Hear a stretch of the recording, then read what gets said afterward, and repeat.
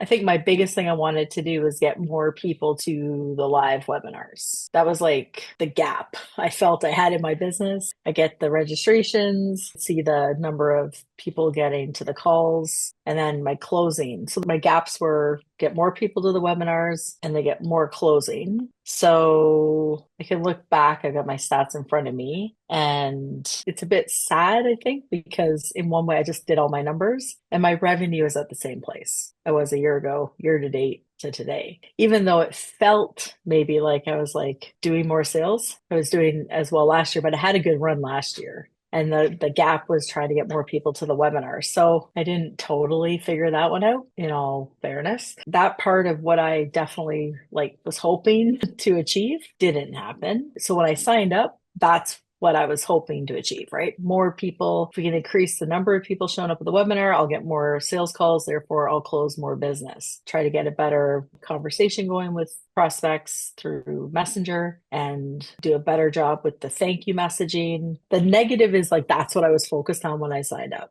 I'll turn Mm. this into a positive. So that's what I like. Okay, let's do that. That'll be the solution to all my world's problems. Yeah. Then working with Brock, definitely. So what's happened? So it's like, talk to me in 3 months because it's like the ramp is happening. Like I feel the momentum happening and we'll see kind of what happens in the next live. But I almost am less worried about that other than Brock taught me how to like actually confidently go back to my existing list, which I was not doing. So for example, just by sending a couple emails to my existing list, I did have 31 more signups. It didn't like significantly increase the number of the show up rate compared to like closing. It kind of stayed the same. But the fact that 31 people from my existing list signed up is an indicator that there's people in my existing list that I'm very much ignoring. And so probably as we talk more about the gaps in my business, I'm doing a pretty job. I've got a lot of momentum and people paying attention, but I'm not doing really any work to engage them. So that was interesting. I feel like there's like this hope of, okay, Tracy, do more of that. And this week I will do more of that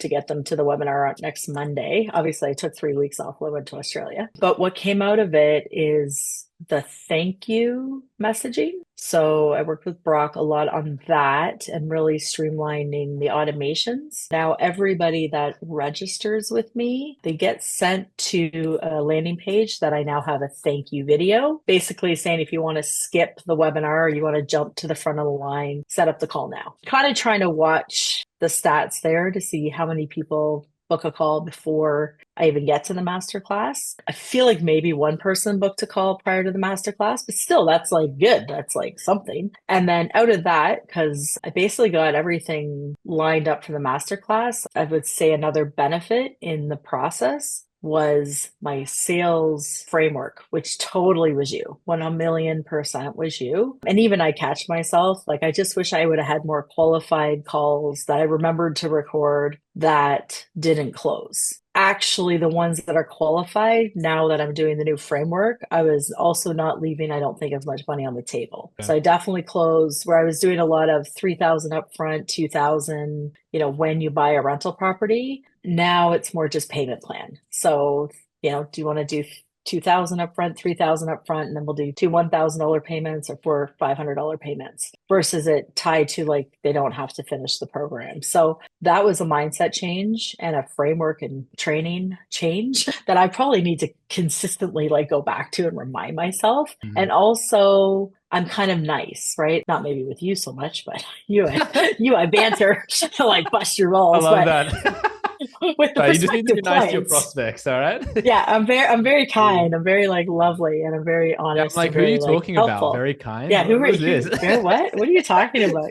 But I'm almost too helpful. And that was really good feedback because I give up my sense of credibility, I guess, in the beginning of the call. So I literally use the language, this is the frame of the call, this is what we're going to talk about, get to know you, get to know me. If we see there's an opportunity that I can help you or my program is going to meet your needs, then I will invite you to my program. That in itself definitely sets up the framework. I would say I've closed easier. Another thing I definitely took away, which I'm in the process of another sales close right now, which is the hugest thing that I wouldn't have done if I didn't probably have the fire under my butt, was automation. I was able to fully test, in addition to my ad spend to get to the live master classes, I duplicated everything beautifully with Brock's help and did the automated webinar. My ad's been running exactly the same to registration, to the masterclass, to the thank you. And then I also added in once they book the call, I do another video now landing page where they get like a free kind of call. So they know what to expect when they get to the call, which I think that one's probably more impactful than I even realized before they get to me. But I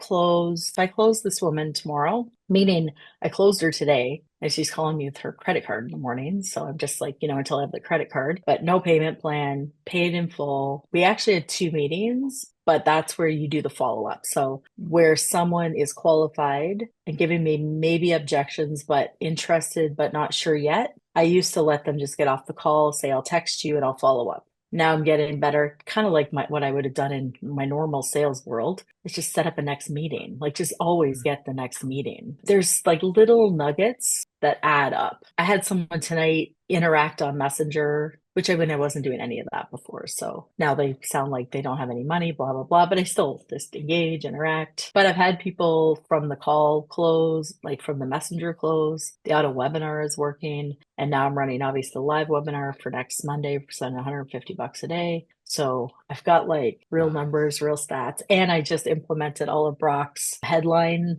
Like I did all the work. I do all the little tedious bits of the ad stuff, which is take action. Yeah. Yeah, I take action. So we'll see, but I'm feeling really good. I had a really good run at the beginning of last year. When I first was talking to you, I was ready to shut the business. I mean, there's the highlight, right? I was like, I literally, when we first talked, I'm like, if at the end of the 3 months, I'm not selling something, like, I mean, I'm better just to close shop and probably not do anything. The difference from last year, I think it was the revenues were really the same, but it's different right now. I'm selling more of my VIP. I wanted to ask with your revenue, maybe it's the same, but it's consistent now. Yeah, I mean, I had one webinar where I had a zero, but yeah, I will give you that. Overall, the numbers may be more consistent. I think when I last saw your spreadsheet, they were very consistent. They are very So consistent. maybe you've Yeah, had so I one guess dry one and the rest of them are much more consistent than this time last year, or you look at these numbers. So I would say in here, this was feeling really consistent. So if I look at this same time period ish, really consistent.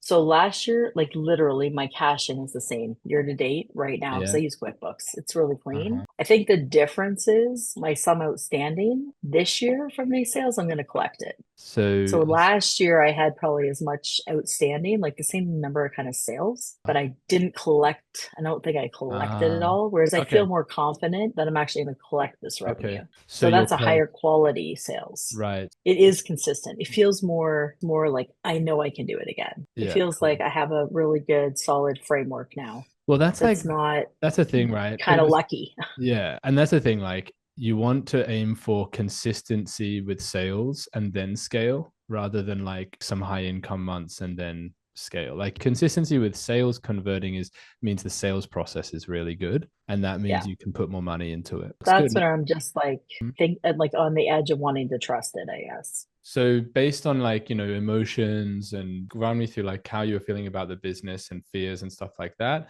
as opposed to Yeah. now. Yeah. So I was definitely going to shut the business if I didn't see, I guess, a runway to success. Now I feel I can consistently, if I'm working, do 20,000. And I actually feel like with a bit of tweaking, like, can I close a few more of those clients that I maybe didn't close? Yes. Can I get better at, qualifying, better at like one or two more clients from a webinar? All of a sudden Tracy's feeling like she's a rock star. Going from 20,000 left to 30,000 is pretty easy to see if I just turn up the volume and the spend. Can I get to 50? Yeah. So I feel like I'm there. And I feel with the auto webinar, that's where I think the magic is. So I think with what Brock taught me and consistently improving those ads, like modifying, tweaking, like just keeping it fresh, I suppose. I think you'll want to pay me to stay as your client because I'm going to be a rock star. Wait, I've never heard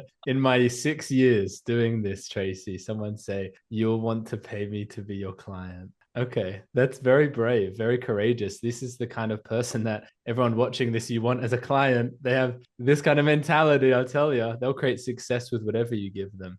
So that's great. Definitely what Tracy's done. So I'm very proud of you, happy for you that you now have faith in your business. That's Yeah, awesome. I do. That's So really, that's a big deal. yeah, that's huge. Yeah. Not having that fear of like, is this going to make enough money? Yeah, That's this a is huge like one. Tracy puts the effort in and follows the framework that Ben taught around the sales closing and just do the work, I guess. And also you taught me not to get too distracted because of course the shiny object is so easy. And it's like, no, this is working. Keep finding more of those clients. Yeah. Like the client that I'm hoping, I believe will close tomorrow. She's a chiropractor. So I'm really focusing in on the healthcare professionals. Women, they make money, they're busy, Mm. and they're not necessarily business savvy. Like, how does that feel just to know that your business can make money and you have control over that? Like that alone. I'm super excited about the auto webinar stuff. Like to see that and see the calls coming in consistently. So that's the magic versus this like ramp up, spend a bunch of money in an ad and kind of hope people show up that night, Yeah. you know?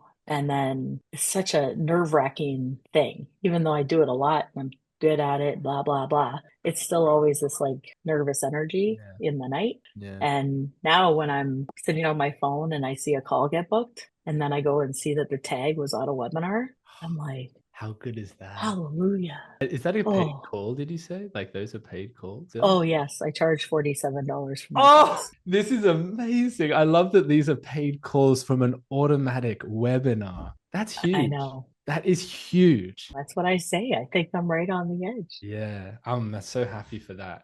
That's amazing. That pays for like your ad spend as well if it gets enough. Exactly. Like tomorrow, Christine closes, and I'm like, okay, let's just like turn up Awesome. the auto webinar. Yeah. Oh, this is exciting. And 3 months, like to have that kind of change. Some people, how long were you struggling? Well, if this was like, if you I can was continue always with this afraid to do business. the auto webinar. I was always like, can't afford it, can't do it. Yeah. Can't, I don't know, the confidence. I feel like the key elements were the flow of the thank you video and the right script. And honestly, just like having you and then Brock kind of going, go for it. Like you're like Tracy. Oh, and I almost in this, I changed my website. I'm now 10,000 9997. So I think next week I'll be pitching my program is 9,000 and my value will be over 20. I got to change my slides. Yeah. And then if I want to discount to 7, I feel like I should be charging 10. You know how many people have said to me, Tracy, like, why are you not charging? Like, this is Yeah. my clients. This is Yeah, amazing. Yeah. I learned a lot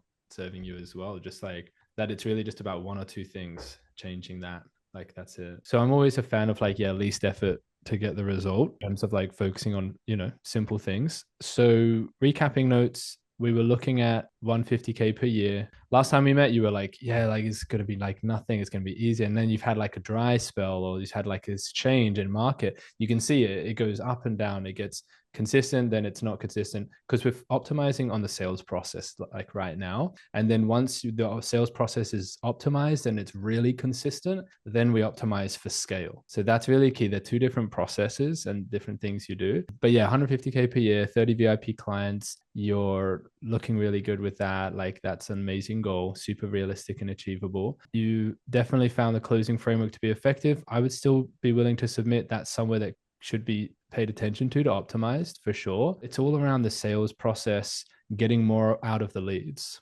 Like if you can get more out of the leads, with the same ad spend, that's just easy. Like you turn your ROAS much higher. And I think a yeah, lot of it's from the closing call and how you conduct those. So yeah, like definitely reviews, like reviews. You were focusing on other places during the last 3 months. That's okay. But I definitely think reviews are going to be really important. I think I got 2 more 5-star Google reviews since we talked. I mean, reviews of the sales calls. All reviews. But good job on the 5-star reviews. That's very Oh, good. thank you.